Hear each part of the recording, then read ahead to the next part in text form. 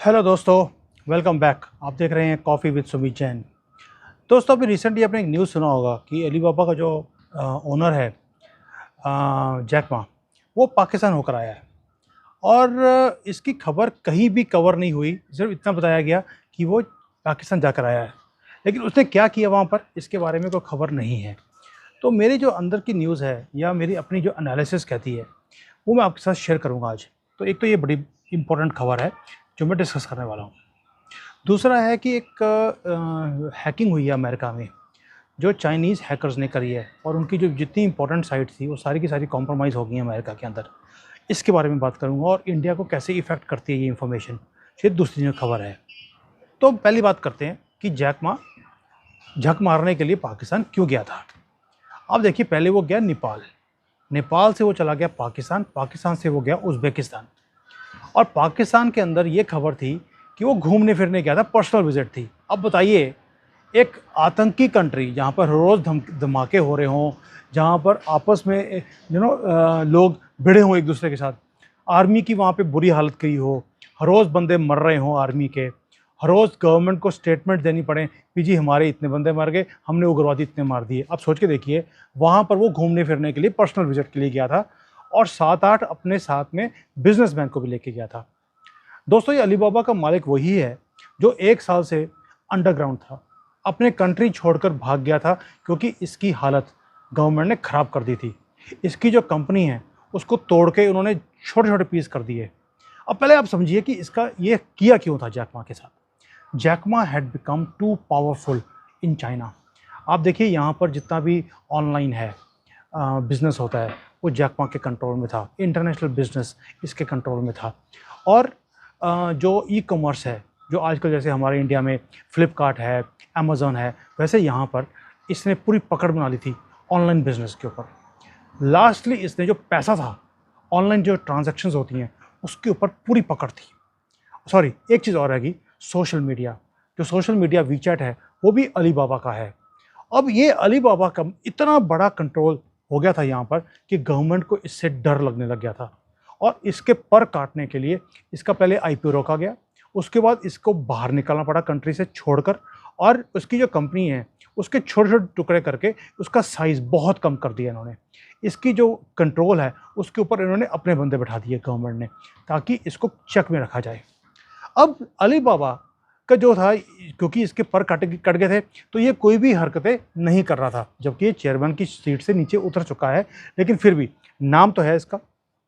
अब recently court के अंदर केसेस आए कि भाई जितने भी आईटी की कंपनीज हैं जिसके ऊपर गवर्नमेंट ने पिछले 3-4 साल से बहुत ज़्यादा कंट्रोल किया हुआ था, थोड़ा सा उसको नमी आई है, नरमी बरत रहे हैं अब ये। और जो केसेस थे उसको जो बोलते हैं ना, रफा दफा करना, वो कर रहे हैं इनके केसेस को। इनके ऊपर जो लिटिगेशंस थे वो कम हो रही हैं। थोड़ी बहुत इनको जिसको बोलते हैं स्लैप ऑन दी आर्म, थोड़ा सा पेनल्टी डाल दिया ताकि लोगों को लगे कि हाँ, इनको भी कुछ किया है, और इन्हें छोड़ दिया जा रहा है। अब छोड़कर ये कहाँ जा रहे हैं? पाकिस्तान, आतंकी जो आतंक का गढ़ है वहाँ जा रहा है ये बंदा, 40 चोर ढूंढने के लिए। आपको याद है ना वो पुरानी स्टोरी, अली बाबा 40 चोर। तो अली बाबा पाकिस्तान में 40 चोर जो इसको नहीं मिल रहे थे पूरी दुनिया में, उसने बोला इससे बढ़िया कंट्री कोई हो नहीं सकता, तो पाकिस्तान चला गया 40 चोर ढूंढने के लिए। अब भैया ये वहाँ पे गया था 2-3 दिन के लिए, लेकिन 23 घंटे में वहाँ से दुम दबा के भाग गया। क्यों? क्योंकि 24 करोड़ चोरों में से 40 ढूंढने इतना छोटा काम नहीं था, तो इसको वहाँ से भागना पड़ा, ये उज़्बेकिस्तान चला गया। अब मैं आपको कड़ियों से कड़ी जोड़ के दिखाता हूँ। नेपाल में भी एक तरह से कम्युनिस्ट गवर्नमेंट बैठी हुई है, करप्ट है बहुत ज़्यादा, और चाइना के बिल्कुल कंट्रोल में है। पाकिस्तान ऑलरेडी इनके कर्ज़ों में डूबा हुआ है। चाइना को मालूम है मेरे कर्ज़ा वापस नहीं आ सकता इस कंट्री से, तो वो किसी तरीके से अपना कर्ज़े को वापस लेने के लिए अलीबाबा को भेजा वहाँ पर। मैं समझाऊंगा कैसे। और फिर उज़्बेकिस्तान, उज़्बेकिस्तान एक बहुत ही बड़ा करप्ट कंट्री है। वहाँ पर भी आग लगी हुई है, पॉपुलेशन एक्सप्लोजन है, मुस्लिम हैं तो उनकी भी जो है पॉपुलेशन ग्रोथ अल्लाह की देन है इनको। और ऊपर से जहाँ पे इनकी पॉपुलेशन ग्रोथ होएगी, जहाँ पर मुसलमान मेजॉरिटी में होंगे, वहाँ पे दंगे ना हो, ऐसा हो नहीं सकता। तो वहाँ पे भी दंगे हर रोज़ होते रहते हैं। अब चाइना को ऐसी 3 कंट्रीज़ बहुत पसंद है जहाँ पर करप्शन नंबर 1 हो, कम्युनिस्ट के पैरों के नीचे वो लगे हों, कर्ज़े लिए हों इनसे, और बिकने के लिए तैयार हों। तो इन्होंने क्या किया, जैक मा को भेजा कि वहाँ पर जाकर आप जो ऑनलाइन ट्रांजैक्शंस होती हैं, देखिए जिसके कंट्रोल में पैसा है ना, कंट्री उसके कंट्रोल में होती है। जैक मा ने चाइना को पूरा कंट्रोल कर लिया था क्योंकि सोशल मीडिया भी इसके हाथ में था, पैसा भी इसके कंट्रोल में था।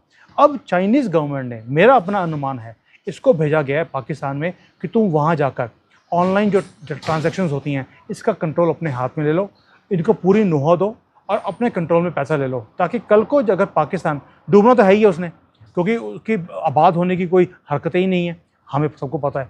और मेरे सोशल मीडिया के ऊपर जब मैंने उनको गालियाँ निकाली कि भैया आपको तो बड़े खुश होना चाहिए, आपको भीख मिल गई, कहता आओ हिंदुस्तानियों, ये बोलते हैं पाकिस्तानी मेरे उसके ऊपर आकर, ट्विटर के ऊपर भी और यूट्यूब की वीडियोज़ के ऊपर, तुम्हें क्या मालूम है कि भीख मांगना कितनी बड़ी आर्ट है और पाकिस्तानी इसमें माहिर हैं, तुम लोग कभी समझ नहीं सकते और हमें ट्रोल करना बंद करो, ये हमारी महारत है और ये महारत हमें सर पूरी दुनिया में सिर्फ हमारे पास है। आप सोच के देखिए, पाकिस्तानी फ़ख्र करते हैं कि हमने भीख मांगने में पीएचडी करी हुई है, और चाइना ने इसलिए क्योंकि चाइना के बहुत पैसे पाकिस्तान में लगे हैं, इनको मालूम है कि पैसे वापस नहीं आने, तो ये जैक मा को यहाँ भेज रहे हैं, तुम जाकर इनके पैसों के ऊपर जो कंट्रोल है वो ले लो, ताकि कल को जब डूबे कंट्री, पैसे का कंट्रोल हमारे पास आएगा, हम अपने पैसे निकाल के भाग जाएंगे। एक तो हो गया पैसा, दूसरा है जो ऑनलाइन ट्रांजैक्शंस हैं वो पूरे दुनिया में बढ़ते जा रहे हैं, तो जैक मा को भेज दिया कि तुम वहाँ जाकर जो ऑनलाइन ट्रांजैक्शंस हैं उसका भी कंट्रोल ले लो, ताकि बिजनेस में पैसे कमाओ, पैसे का भी कंट्रोल लेके पैसा भी अपने पास आ जाए और पूरा कंट्री हमारे कंट्रोल में रहेगा। तो जैक मा का जो ये विजिट था 40 चोर ढूंढने का, उसे ये पता लग गया कि कंट्री में 40 चोर ढूंढने की ज़रूरत नहीं है, 24 करोड़ के 24 करोड़ जाहिल गवार लोग हैं, सारे के सारे बिकने के लिए तैयार हैं, सारे चोर हैं। तो ये वहाँ पर गया एंड उसने जाके बता दिया भैया चिंता मत करो, ऑनलाइन ट्रांजैक्शंस इसकी मैं ही शुरू कराऊंगा और पूरे कंट्रोल पैसे का मैं ले लूँगा। उसके बाद ये उज़्बेकिस्तान गया, उज़्बेकिस्तान जाकर भी इसने वही ऑनलाइन ट्रेड और पैसे का कंट्रोल ये कुछ करने की कोशिश करी है। नाउ अब आप देखिए, चाइनीज़ गवर्नमेंट इतनी डेस्परेट है आज की डेट में कि अब हर जगह पे अपनी ये हैकिंग की इनकी जो है ना आदत है, उसको इन्होंने एक्टिवेट कर दिया। अमेरिका में बहुत ज़्यादा साइट्स हैं जो इन्होंने हैक करी, उनके सारे के सारे जो डाटा थे वो चोरी कर लिए।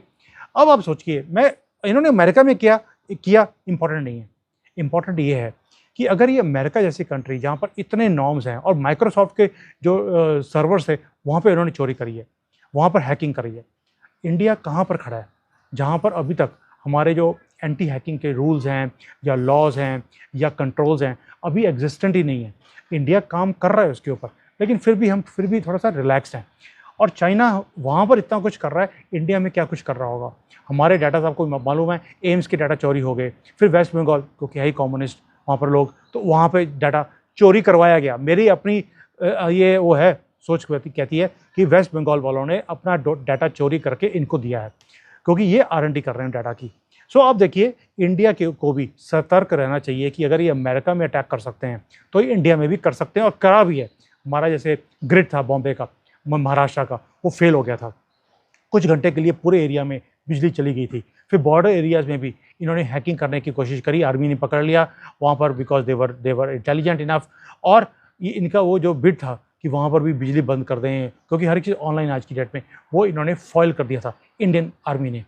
इन्होंने इंडियन आर्मी के जो डाटाज़ हैं उसको भी चोरी करने की कोशिश करी थी, लोकेशंस पता करने की कोशिश करी थी, लेकिन हमने वो नहीं होने दी। सो दोस्तों, इनकी जो हैकिंग की जो एफिशिएंसी है वो बढ़ती जा रही है, और इसमें बहुत इंडियंस हैं जो इनका साथ भी दे रहे हैं। बहुत इंडियंस को मैं जानता हूँ जो यहाँ पर काम करते हैं IT सेक्टर में, इन्हें समझा रहे हैं, सिखा रहे हैं, इनकी सारी हैकिंग की जो फैसिलिटीज़ हैं वो डेवलप की जा रही हैं, इवन कि सॉफ्टवेयर जो होते हैं वो भी डेवलप किए जा रहे हैं, और इंडियंस ही करवा रहे हैं, क्योंकि इनका IT में इतनी बड़ी पकड़ नहीं है, लेकिन इंडियंस इनकी हेल्प कर रहे हैं। सो दोस्तों, ये 2 न्यूज़ थी जो दोनों, एक तो है कि पाकिस्तान तो बिक गया, ये तो गया हो, सोचने की ज़रूरत नहीं है। पाकिस्तान के ऊपर 100% कंट्रोल चाइनीज़ के आने वाला है, and indirectly through Alibaba, and Pakistani खुशी खुशी उनको दे देंगे, इनको पता भी नहीं लगेगा कि इनकी कंट्री बिक गई। एक तो ये है। दूसरा है जो हैकिंग के लिए इंडिया को वाकई अपनी नॉर्म्स को तेज़ करना पड़ेगा, वरना ये हैकिंग का जो मामला है ये हमारे लिए भी एक ऐसी हड्डी बन जाएगा जहाँ पे हमारे डाटास कॉम्प्रोमाइज़ होंगे चाइना को, और ये हमें यूज़ कर सकता है, हमें ब्लैकमेल कर सकता है, इवन हमारे अगेंस्ट कोनो को काम कर सकते हैं। तो इसलिए मैंने वीडियो बनाया। सो दोस्तों, पहली बात तो ये, पाकिस्तान की बर्बादी बिल्कुल शिखर पर पहुंच चुकी है। ये कभी भी एक्सप्लोड कर सकते हैं। इनके अंदर इतना ग्रह क्लेश है, इतना ज़्यादा इनकी डिविजन्स इमरान खान ने कर दी। सो मैं हमेशा बोलता हूँ कि इमरान खान हमारा प्रोजेक्ट फेल हो गया, लेकिन नहीं, वो कोई ना कोई काम ऐसे ज़रूर करके गया है जिसके कारण इनकी कंट्री के टुकड़े होना अब नामुमकिन नहीं, it is on the cards. ये कभी भी हो सकता है। सिर्फ एक वहाँ पे चिंगारियाँ ऑलरेडी चल रही हैं, तेल डालने का काम मुझे लगता है जो भी कोई करेगा ये चिंगारी फट जाएगी और एक कंट्री का टुकड़ा होना लाजमी है। मेरी अपनी प्रेडिक्शन इसके ऊपर भी कहती है कि 2024 में पाकिस्तान के 3 या 4 टुकड़े होंगे ही होंगे, ये लिखा हुआ है। But as far as the finance is concerned, जिसके हाथ में पैसे, जिसको कहते हैं ना जिसके घर में दाने उसके कमले भी सियाने, राहुल गांधी की बात कर रहा हूँ वैसे मैं, लेकिन उससे एग्जाम्पल से समझ गए होगे आप कि जिसके घर में दाने उसके कमले भी सियाने, और यहाँ पे तो सारे कमले हैं इनके। तो Alibaba is going to control their finance, their e commerce, जहाँ पर सारा कॉमर्स चलता है आज की डेट में, और पाकिस्तान गयो। सो दोस्तों, thank you so much for watching. देखते रहें, एंजॉय करते रहें, शेयर करते रहें, लोगों को जगाते रहें। 2024 के इलेक्शंस आ रहे हैं। मैं सोचता हूँ ये सबसे इम्पोर्टेंट इलेक्शंस हैं इंडिया के। जिताएं अपनी गवर्नमेंट को। ये जो है ना मीर जाफ़र जैसे लोग, जो ये जयचंद हैं हमारे कंट्री में, राहुल गांधी जैसे, इनको भगाएं यहाँ से और इनको इनकी औकात दिखाएं। 10 सीटों से भी कम सीटें इनकी आनी चाहिए, ऐसी इनको औकात मिलनी चाहिए ताकि इनको पता लगे कि सनातन क्या है। Thank you. जय हिंद।